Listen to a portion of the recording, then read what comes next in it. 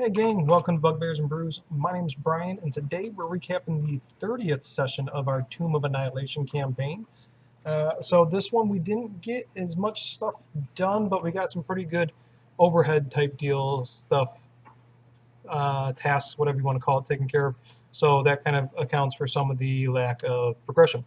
And I'm going to just default to the Blue Moon Honey Wheat guy that I enjoy for the summertime. Once again, a delicious summertime beer that I discovered this year. Um, yeah, who doesn't love honey wheats? And I think I'm going to convince my dad to go back to start brewing, and I think the first one we're going to do is a honey wheat. So when he gets back in town, I think I'm going to say, hey, Dad, let's do it. All right, so you guys left off in this hallway. Just got done killing some of these spiky golem-esque type creatures. And you guys headed down a little bit. There was this door with these big old evil faces on it. You said, nah, not today. And instead, we're going to go ahead and head into this another tomb. So it was a large room with a portcullis, and behind that was a tomb there. And standing in the middle of this this tomb, so the whole floor is littered with bones. There is a one of those skeletons with the funky head pieces kind of dancing around, and you guys are just kind of laughing at it a little bit.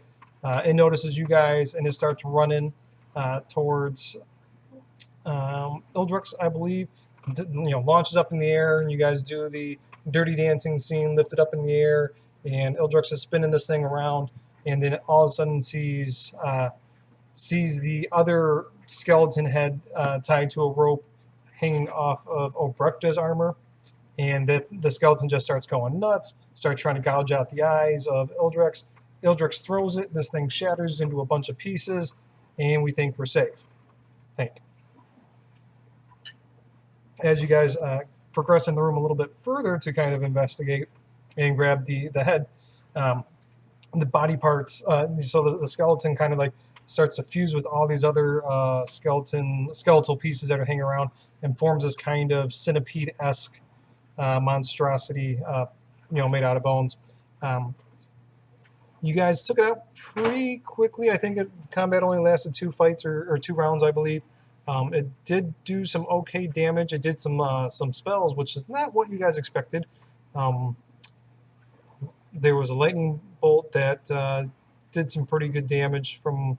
Or no, didn't. I rolled pretty poor on it, but I think both people that I hit failed to save, so it was full damage. So all in all, kind of evened out there.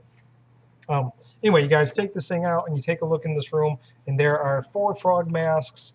There's a whole bunch of random items, and there are 4 murals kind of depicting different scenes. There's one person with a eating a bug, one person tossing coins, one person cutting a head off of a chicken.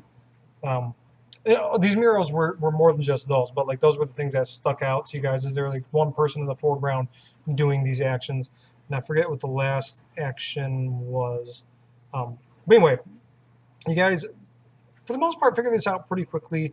You decided if you donned the mask and did what the person in the foreground did in the mural-wise, because all these people in the foreground all had this frog mask on as well, that you guys would kind of match up and be okay with solving the puzzle there.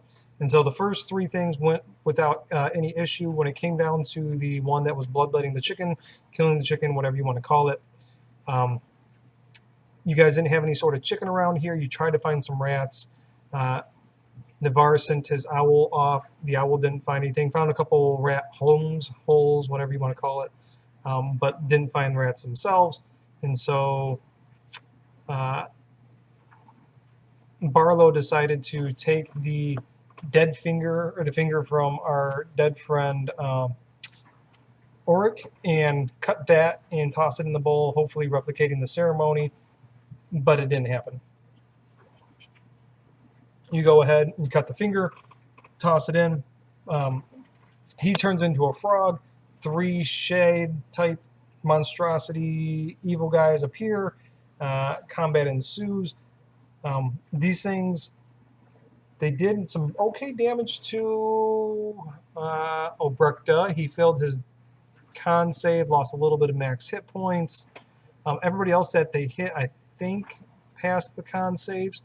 And they didn't hit very often because their plus to hit wasn't the greatest.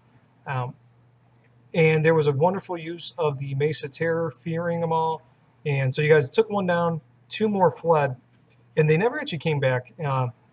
Meta-wise, you guys had them down to like 5 hit points. I was like, I'm not going to bring them back just for you to waste a spell. They purposely didn't go through walls because somebody pointed out, hey, these things can go through walls. Once again, meta-wise, if they end in walls or in an object, they take damage. So they didn't want to wind up sending themselves back to the netherworld. So they said, all right, you know what, we'll back away and head off. After that, did you guys... so yeah, Barlow wound up turning back to a Barlow, back to a gnome, because he got kicked against the wall, dropped to 0 hit points, and it wasn't a true polymorph, it was just a temporary polymorph, popped back into a frog. And then I think Carr bloodlet himself and did 1 point of damage to himself and solved the riddle there. This one here, you guys were so close. I heard Aaron mention a couple times, like, somebody just cut themselves. Somebody cut themselves. We shouldn't do the something that's not living, because the picture clearly depicts, blood and that kind of stuff there. So you guys were very close to like one-shotting this room there, and failing it wasn't absolutely horrible. So you guys then opened up the tomb. And you found a belt, which later on turned to be a belt of, was it Fire Giant? The one that puts your strength at 23. It was supposed to be something else, but the something else would have been absolutely useless to our party. And so I swapped it out for something that's relatively equivalent. And so that's what was in there.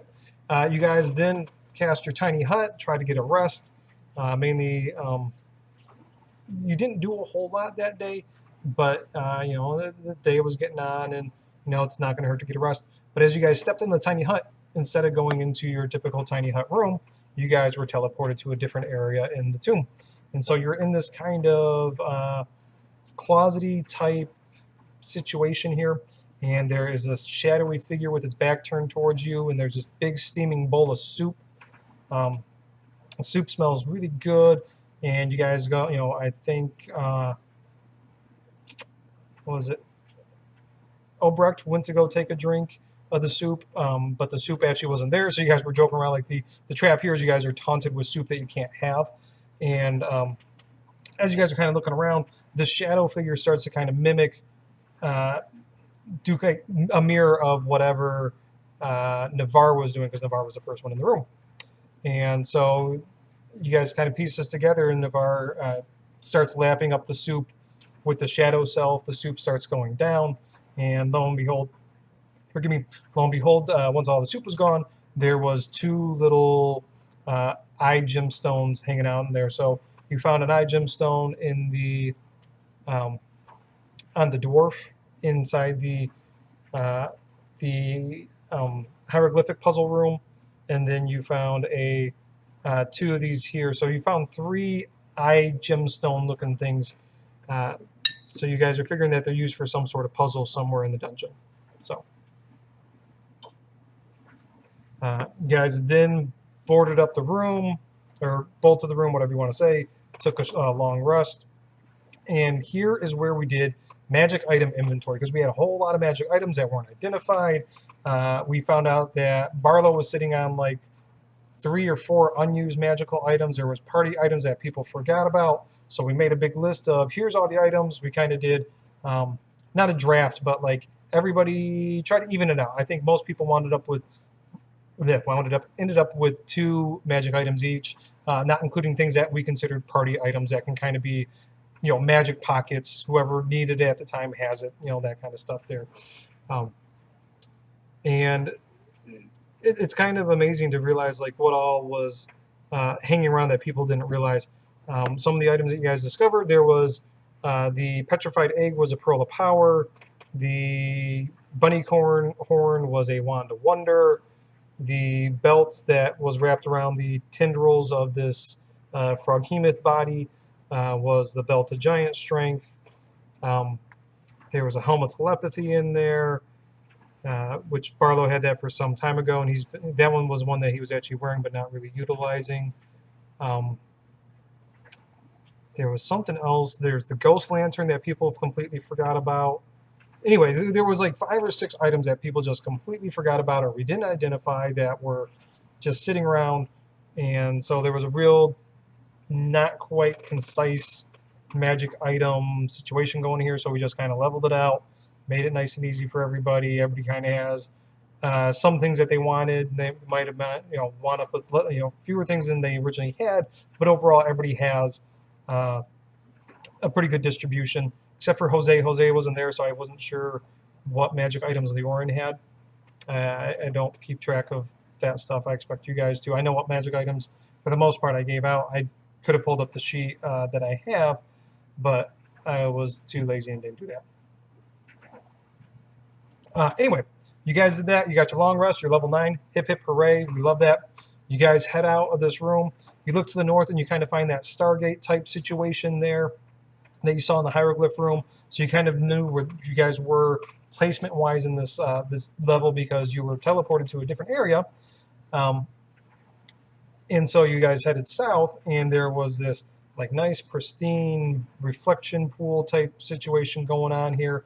There are 6 pairs of statues going down each side of the reflection pool. There's this nice, tranquil wall of water hanging off on the side there. And that's where we wrapped up for the night.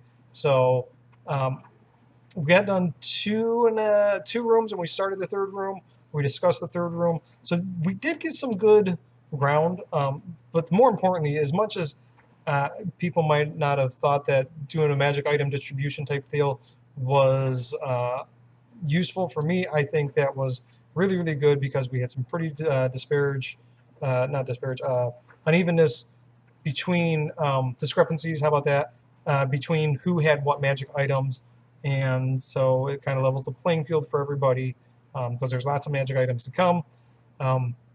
Yeah, so all in all, I liked this session. I threw in I really like that you guys got the mural stuff pretty easily. I kind of tossed the soup one at you.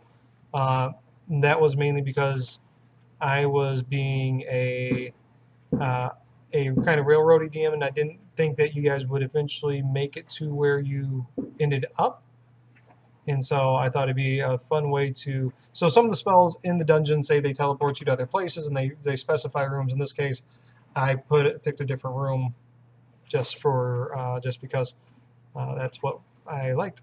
So, yeah, looking forward to next week. I got a couple hankerings on where things are going to go. I'm wondering how far we're going to get. There's a couple rooms that I think that could be kind of quick, one that can be kind of longer. So I'm curious on how far we're going to move. I don't know. We'll see.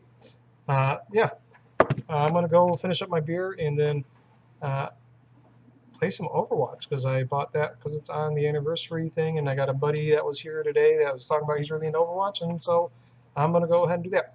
Oh, before I forget as well, my buddy Jay, who's doing the Twitch streamy stuff for his 30-plus year game, that's going great. Him and I did a little bullshit chat today that kind of just wandered all over the place. We talked about some old Warcraft times, some old times playing Star Wars: The Old Republic, some D&D talk. If you want to check it out, great. If not, not a big deal. Either way, I would suggest that if you have some 4 hours of your time that you're doing something, you just want background noise, pop on one of his games that he has that he's broadcasted and check it out. It's kind of interesting to see, even though they're playing a second/first edition game that is ancient, to see some of the similarities that we have in our game to their game. It's just nice to see. We have a lot of stuff in common with a game that's been going on for 30+ years. So, talk to you later, guys. Bye.